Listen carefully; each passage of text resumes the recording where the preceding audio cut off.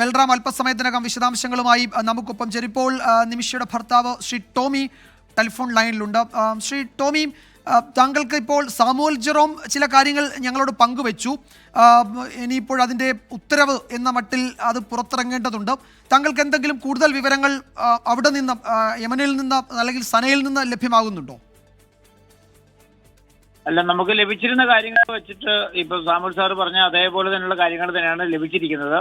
പക്ഷേ നമ്മുടെ ഇപ്പോഴത്തെ ഒരു നിലവാരത്തില് ഇന്നത്തെ അവസ്ഥയിൽ നമുക്ക് കാത്തിരുന്നൊരു സംഭവം എന്താ പറയാ, നിമിഷപ്രിയയുടെ കേസിന്റെ വധശിക്ഷ നടപ്പാക്കുന്നുള്ള ആ ഒരു ഭാഗമായിട്ട് നാളെ എന്നുള്ള ആ ഡേറ്റിൽ നിന്ന് ആ ഒരു മാറ്റം വരുത്തി എന്ന് മരവിപ്പിച്ചു എന്നുള്ള കാര്യങ്ങൾ, ആ ഒരു കടമ്പ നമ്മൾ തൽക്കാലത്തേക്ക് കടന്നിട്ടുണ്ട്.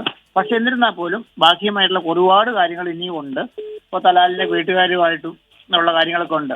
അപ്പം അത് എല്ലാവർക്കും അറിയാവുന്ന കാര്യമാണ്. പക്ഷെ അതിന്റെ ഒരു ഭാഗം കൂടെയൊക്കെ വരട്ടെ. എന്തായാലും ഹാർഡ് വർക്ക് ചെയ്യുന്ന ആൾക്കാരുടെ ഒരു പരിണത ഫലമാണ് ഇന്നിപ്പോൾ ഈ നിമിഷം നമ്മളൊക്കെ പങ്കുവയ്ക്കാൻ നമുക്ക് സാധിച്ചത്, പരസ്പരം അങ്ങോട്ടും ഇങ്ങോട്ടും സാധിച്ചിരിക്കുന്നത്. അപ്പൊ അതിന് ഇനിയുള്ള തുടർ കാര്യങ്ങളെല്ലാം ഭംഗിയായിട്ട് തന്നെ നടക്കുമെന്നുള്ള വിശ്വാസത്തിലാണ് ഞാൻ ഇരിക്കുന്നത്. അത് നടക്കും.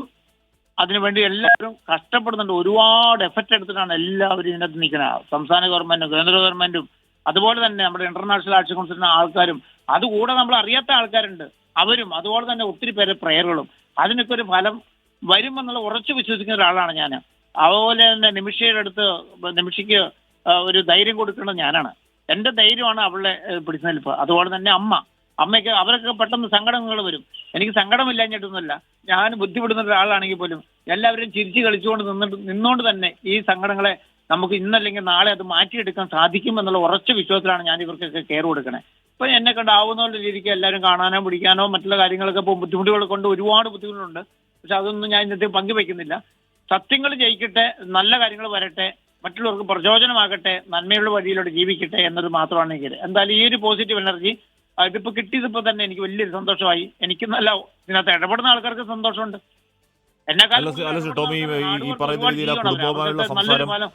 കുടുംബമായുള്ള ഡയലോഗിനുള്ള വാതിൽ വൈകിയാണെങ്കിലും തുറന്നു കിട്ടി.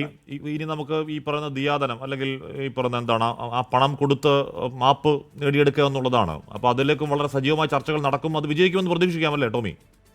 100% അല്ല, അതൊക്കെ മുകളിലും പറയാം സാറേ. എന്നെ കാരണം ചോദിച്ചാൽ നന്മയുടെ വഴിയിലൂടെ ഓരോ കാര്യങ്ങള്, പ്രത്യേകിച്ച് ഞാനൊക്കെ അങ്ങനെയൊക്കെയാണ്. പക്ഷെ നമുക്ക് നല്ലതിനാണ് ഇഷ്ടം. അപ്പം അങ്ങനെയുള്ള സംഭവത്തിൽ നമുക്ക് ഇനിയിപ്പോ പഴയ കാര്യത്തിലേക്ക് നമ്മൾ പോകുന്നില്ല. ഒരുമാതിരിപ്പെട്ട ആൾക്കാർക്ക് ഇതിന്റെ കഥകളൊന്നും അറിയത്തില്ല. അത് ചാനലിലായാലും അല്ലാതെയാണെങ്കിൽ ഒന്നും അറിയത്തില്ല. പോട്ടെ, എന്തായാലും സംഭവിച്ച കാര്യത്തിന് ഒരു പരിമിതികളുണ്ട് നിന്നുകൊണ്ട് തന്നെ ചെയ്യാവുന്ന ആൾക്കാർക്ക് ഏതൊക്കെ അറ്റം വരെ പോകാൻ പറ്റുമോ അത്രയും കാര്യങ്ങൾ ചെയ്ത് അവര് അതിന് ഹാർഡ് വർക്ക് ചെയ്യുന്ന അതിന്റെ ഒരു ഫലം വന്നിരിക്കും എന്ന് ഉറച്ചു വിശ്വസിക്കും. ബ്ലഡ് മണിയ കാര്യങ്ങളോ മറ്റുള്ള കാര്യങ്ങളൊന്നും വിഷയമല്ല. അവ കാര്യങ്ങളെല്ലാം ഭംഗിയാവും. അവരുടെ ഭാഗത്തു നിന്നുള്ള കാര്യങ്ങൾ മാത്രമേ ഉള്ളൂ. പക്ഷേ എനിക്ക് വിഷമം എന്താണെന്ന് ചോദിച്ചാൽ, എത്ര വർഷമായി ഇതിന്റെ പുറകെ നടക്കുന്നു.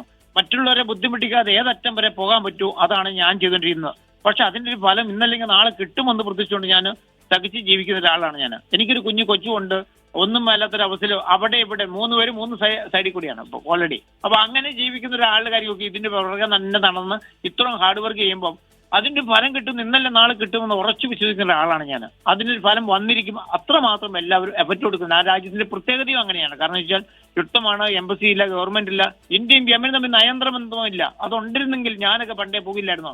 ചിന്തിക്കാൻ ആൾക്കാർക്ക് ബുദ്ധിയില്ലേ? അതൊക്കെയാണ്, അത്ര ബുദ്ധിമുട്ടാണ് ആ രാജ്യത്തിന്റെ പ്രത്യേകത. അതിൽ നിന്നുകൊണ്ട് ഇത്ര എഫർട്ട് എടുത്തുകൊണ്ട് സാമുൽ സാർക്ക് പേടിച്ചൊക്കെ, അമ്മയൊക്കെ പേടിച്ചൊക്കെ അവിടെ നിൽക്കണേ. അവർ ശിക്ഷിക്കണം, നമ്മൾ രക്ഷിക്കണം. അപ്പൊ അത്ര ഞാൻ പറയുന്നുള്ളൂ. അപ്പൊ എല്ലാത്തിന്റെ ഫലം നന്നായിട്ട് വരും. ശരി ടോമി, എന്തായാലും താങ്കൾ പറഞ്ഞതുപോലെ വിഷമങ്ങളുണ്ട്, സങ്കടങ്ങളുണ്ട്. അത് പുറത്ത് കാണിക്കാതെ കഠിനാധ്വാനം ചെയ്യുകയാണ് നല്ല ഫലത്തിനായി. അപ്പോൾ അത് സംഭവിക്കട്ടെ എന്ന് നമുക്ക് ആഗ്രഹിക്കാം, പ്രതീക്ഷിക്കാം. ഇപ്പോൾ